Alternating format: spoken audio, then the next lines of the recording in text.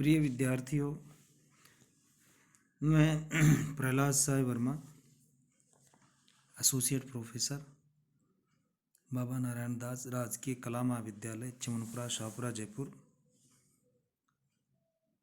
BA पाठ प्रथम संस्कृत के द्वितीय प्रश्न पत्र में हम महाकवि भारवी द्वारा विरचित किरातार्जुनीयम के प्रथम सर्ग का अध्ययन कर रहे हैं, जिसके 32वें पद्य तक हमने पिछले वीडियोज़ में पढ़ लिया है। अब 33वें पद्य से इस वीडियो में हम पढ़ेंगे। 33वां पद्य इस प्रकार है। अवंध्य कोपश्ये विहंतुरापदां भवन्ति वश्या स्वयमेव देहिनः अमर्षशून्येन जनस्य जंतुना न जात हार्देन न विद्विषादर। अन्वय इसका इस प्रकार होगा। अवंध्य कोपश्य आपदां विहंतु देहिनः स्वयमेव वश्या भवन्ति अमर्षशून्येन जंतुना जात हार्देन सता जनस्य आदरो न भवति विद्विषादरो न।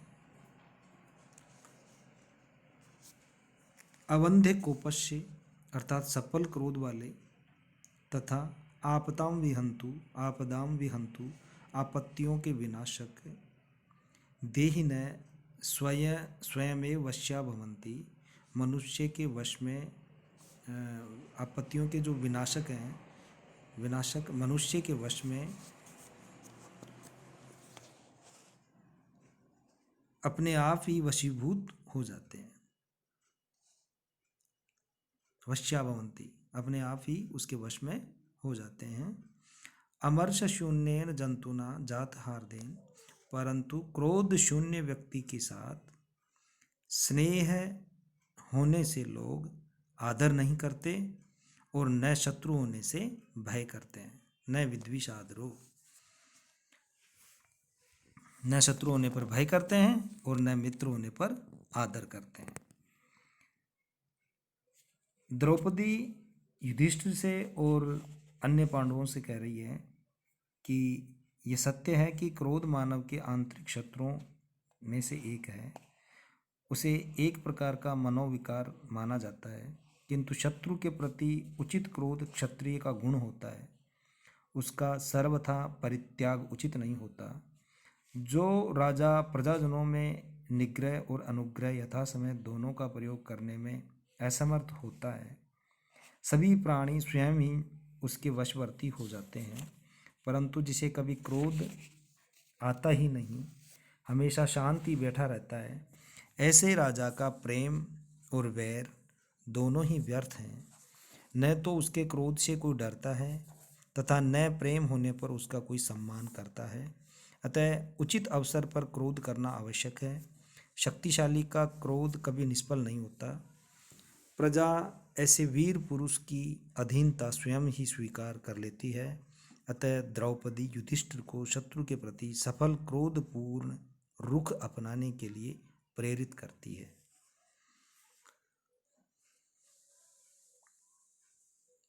इसमें अनुप्रास और श्लेष अलंकार है और वंशस्थ छंद है। अगला पद्य है।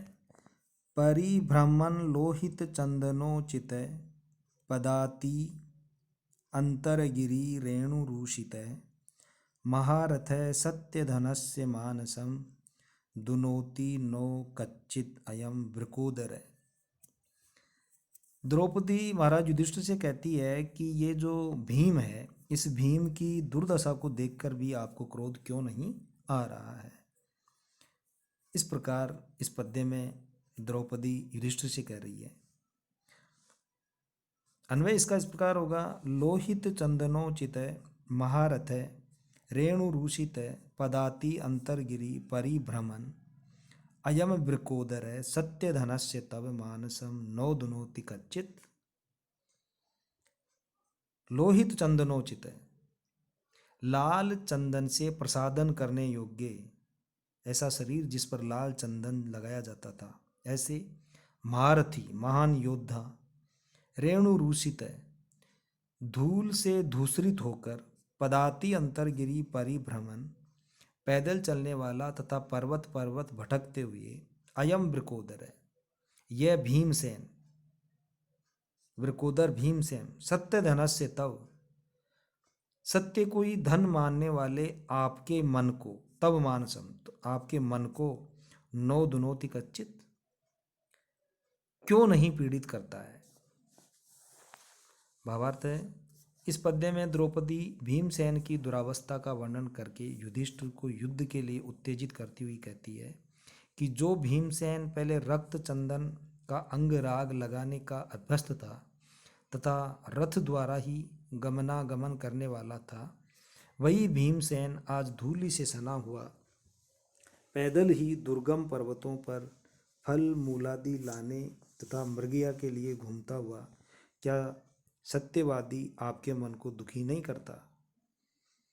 यहाँ सत्य धनस्य विशेषण का प्रयोग साभिप्राय है। द्रौपदी कहना चाहती है कि आपने जुए में दिए गए वचन को सत्य सिद्ध करने के लिए राज्य गंवा दिया।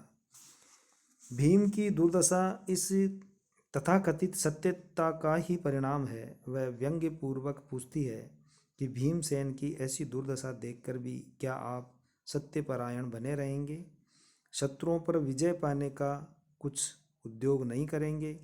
वास्तव में आपकी शांत प्रियता और सत्यवादिता के कारण ही हम सबकी यह दुर्दशा है, पर आप अब भी शांत बने हुए हैं। इसमें परिकर अलंकार और वंशस्थ छंद है।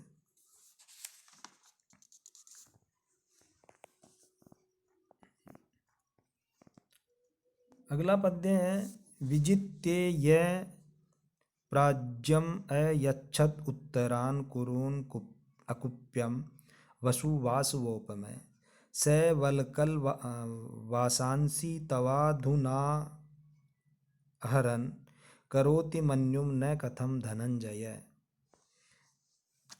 अब अर्जुन की दुर्दशा देखकर द्रौपदी महाराज युधिष्ठिर से कह रही है कि ये जो वीर अर्जुन है, इस अर्जुन की दुर्दशा को देखकर भी आपको क्रोध क्यों नहीं आ रहा है। इस प्रकार कई विशेषणों के द्वारा अर्जुन की विशेषता बताते हुए द्रौपदी महाराज युधिष्ठिर से कह रही है। अन्वय इसका इस प्रकार है, वासवोपमय यह धनंजय उत्तरान कुरून विजित्य प्राज्यम अकुप्यम वसु अयच्छत स अधुना तव वल्कल वासांसी आहरन कथम तव मन्युम न करोति। वासवोपमय इंद्र के समान पराक्रमी यह धनंजय जिस अर्जुन ने उत्तरान कुरून विजित्य उत्तर कुरु देशों को जीतकर प्राज्यम अकुप्यम वसु अयच्छत प्रचुर मात्रा में सोना चांदी रूपी धन आपको दिया था, स अधुना वही अर्जुन अधुना अब तब आपके लिए वल्कल वासांसी वल्कल वस्त्र लाता हुआ आहरण लाता हुआ कथम तब मन्युम न करोति आपके क्रोध को कैसे उद्दीप्त नहीं कर रहा है, उद्दीप्त क्यों नहीं कर रहा है। इस पद्य में अर्जुन की दशा का वर्णन करते हुए द्रौपदी कहती है कि ये अर्जुन पराक्रम में इंद्र के तुल्य है। वह पूर्व में आपको साधारण जनों की पहुंच से परे उत्तर कुरु देशों को जीतकर प्रचुर मात्रा में सोना चांदी लाकर दिया करता था। वही अर्जुन वर्तमान में आपके पहनने के वल्कल वस्त्र लाकर देता है। यहाँ अर्जुन के अतीत और वर्तमान रूप की तुलना के माध्यम से द्रौपदी ये बताना चाहती है कि ये परिवर्तन केवल युधिष्ठिर के कारण हुआ है। अर्जुन को ऐसी स्थिति में देखने के पश्चात भी युधिष्ठिर के मन में क्षोभ अथवा क्रोध उत्पन्न नहीं होता, ये बड़े आश्चर्य की बात है। और इसमें अनुप्रास अलंकार है और वंशस्थ छंद है। अगला पद्य है वनांत शय्या कठिनी कृताकृति कचाचितौ विश्वगिवा गजौ गजौ कथम त्वम एतौ धृति संयमौ यमौ विलोकयन उत्सहसे न बाधितुम। इसमें नकुल और सहदेव की दुर्दशा के बारे में वर्णन करते हुए द्रौपदी महाराज युधिष्ठिर से कहती है। अन्वय इसका इस प्रकार है। वनांत शय्या कठिनी कृताकृति विश्वक कचाचितौ अगजौ गजौ इव एतौ यमौ विलोकयन् त्वं कथं धृति संयमौ बाधितुं न उत्सहसे। वनांत शय्या कठिनी कृताकृति, वन प्रदेश में शयन करने के कारण कठोर हुए शरीर वाले, आकृति जिनकी कठोर हो गई है इस प्रकार के, विश्वक कचाचितौ, चारों ओर बालों से व्याप्त, जिनके बाल बिखरे हुए हैं ऐसे, अगजौ गजौ इव, पर्वत के हाथियों के समान, एतौ यमौ, इन दोनों यमज जो माद्री के पुत्र हैं, ये यमज नकुल और सहदेव को देखते हुए, विलोकयन उनको देखते हुए, त्वम कथम धृति संयमौ बाधितुम न उत्सह से, देखते हुए आप धैर्य और संयम छोड़ने के लिए क्यों नहीं प्रोत्साहित हो रहे हैं। आपको क्रोध क्यों नहीं आ रहा है, आपने संयम क्यों बना रखा है, आपका ये संयम दूर क्यों नहीं हो रहा है, आप संयम को क्यों नहीं छोड़ रहे हो। इस पद्य में द्रौपदी नकुल व सहदेव की स्थिति का तुलनात्मक वर्णन प्रस्तुत कर युधिष्ठिर को धैर्य त्यागने हेतु बाध्य करती है। द्रौपदी कहती है, वन की भूमि पर शयन करने से जिनका शरीर कठोर हो गया है और जो सब ओर से संस्कार अभाववश बिखरे हुए केशों से व्याप्त शरीर वाले हैं, ऐसी दुर्दशा युक्त नकुल सहदेव को देखते हुए भी आप अब भी संतोष और संयम धारण किए हुए उत्साहहीन बने हुए हैं, यह बहुत आश्चर्य की बात है। ये दोनों अर्जुन युधिष्ठिर के लिए विशेष स्नेह पात्र एवं लालन योग्य थे। उनकी दुर्दशा को सहन करना कथमपि उचित नहीं है। यह कहकर द्रौपदी युधिष्ठिर को युद्ध के लिए उद्यत होने की प्रेरणा देती है।